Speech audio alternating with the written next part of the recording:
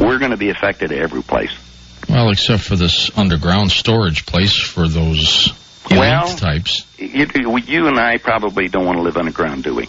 Oh, I don't want to live underground. Heck no. No, so I do know that the Pleiadians have gone through this on other planets, and they have these domed housing, monolithic domes, so you're probably familiar with those, these concrete dome things. Yes.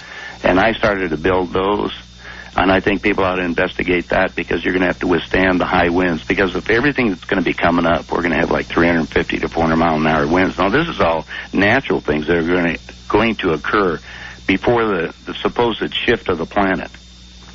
Meanwhile, so all these things they coincide together with the political agenda to have us all come down so we can all blame God or somebody else for all the events that are going to occur, or follow the prophecies. One of the two. Yet you think they're the ones who will bring it down upon us. Exactly. Except for the extraterrestrials that I've been contacted. It says, wake up, guys. You're in a huge play. It's like William Shakespeare said, the whole world's the stage and we're just the players on this thing, which is actually correct.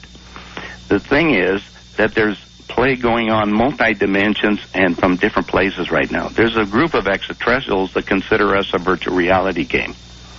And they really hope we destroy ourselves. Because they want the mineral resources on the planet. So imagine... Why don't they just come in and take care of us on their own? Well, because there's 4 laws that are based in that are in the little handbook for the new paradigm that I'm giving away. Right. All right. In the handbook, it will give you the laws, and it'll affect them at some point, too, because we have that first law was basically the law of attraction. What you put out, you're going to get back. Mm-hmm. In effect, what you do is going to affect somewhere, someplace. The old chaos theory, the old butterfly flopping its wings someplace, and they're going to have a hurricane someplace else sometime. That's basically what's happening to planet Earth. So we're the focus now of a lot of different extraterrestrials to see what you and I do, because it's up to us to save the planet. Well, it's going to save itself. It's up to us to save a remnant, at least, through this.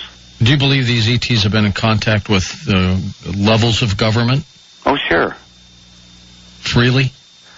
I think both sides. I'm looking at freely. I think there's a group of extraterrestrials that have been helping some of the leaders all along. I think there's a group of the Pleiadians, their story is they lived to be 1,000 years old, and they explain to us that all the different races come from a different star system. Well, the ones that are dealing with you, they're just the Pleiadians? No. Above that. When I was in Switzerland, one of the things that really confused me is they said that they are in constant communion with spirit. I didn't quite understand that, George, frankly. I mean, I'm taking pictures of beam ships and all kinds of stuff myself. Mm-hmm. But I'm sitting here, they said that they're in constant communion with spirit, which means what? In other words, there's a higher energy of someplace that is coming down, and what we are on a very physical basis is nothing more than a hologram containing a spirit or condensed light. I don't find that unusual.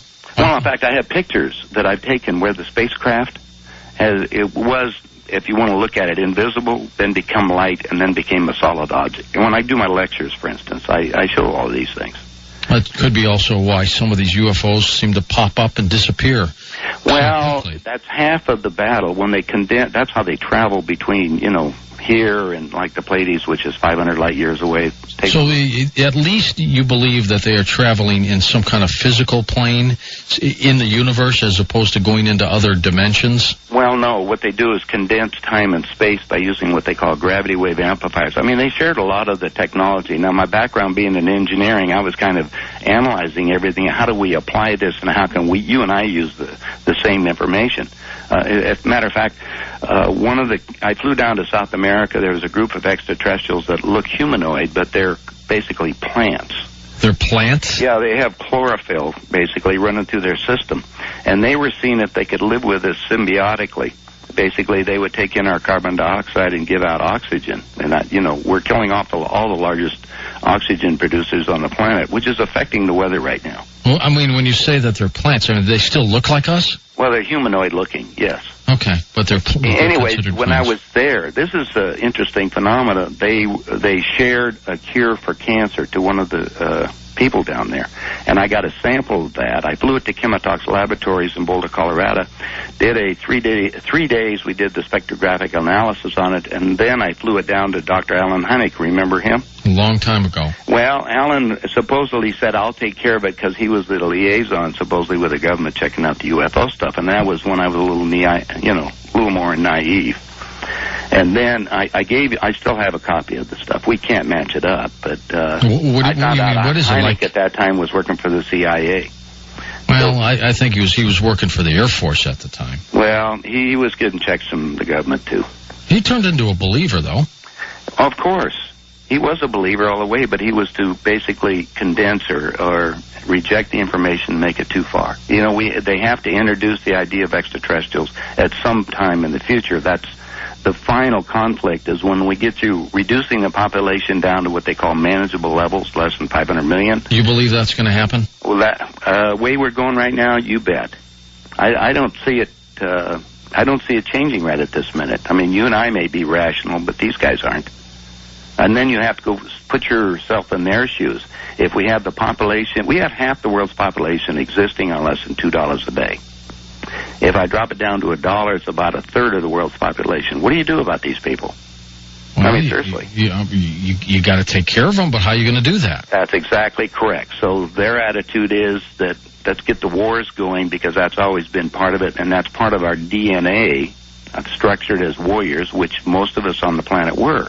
I mean, everybody's fighting. There's no doubt in my mind, George, that there are some people on this planet, humans now, who would love to see the population trickle down to a manageable level. I mean, they'd love to do that. I think... that was the Plan 2000. It was put in writing, by the way. Jimmy Carter put it in writing, the Plan 2000, the government documents. I should put it up on my website for some of the documents. Aren't you afraid that these people could sue you? No, because I'm not telling you anything that's not true. And not only that, the next question is, they think they've won already, George. What do you mean? How? They think they're in total control. I mean, you're lucky to be on the radio right now. I mean, there's a point where you and I talking on the radio will no longer be allowed. They're only going to allow what they're going to put out. You know, it's... You're lucky that you're still around. That's exactly correct.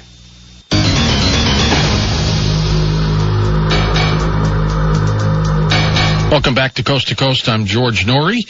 George Green, my guest. George, I want to correct you on one fact that you had said the former Canadian Prime Minister was only around for one term. He was around for 16 years. Yeah, he was. I'm sorry. You know, and You're right. There was a gap where he was not, but it was only for about a year, and then he came back and won one more term.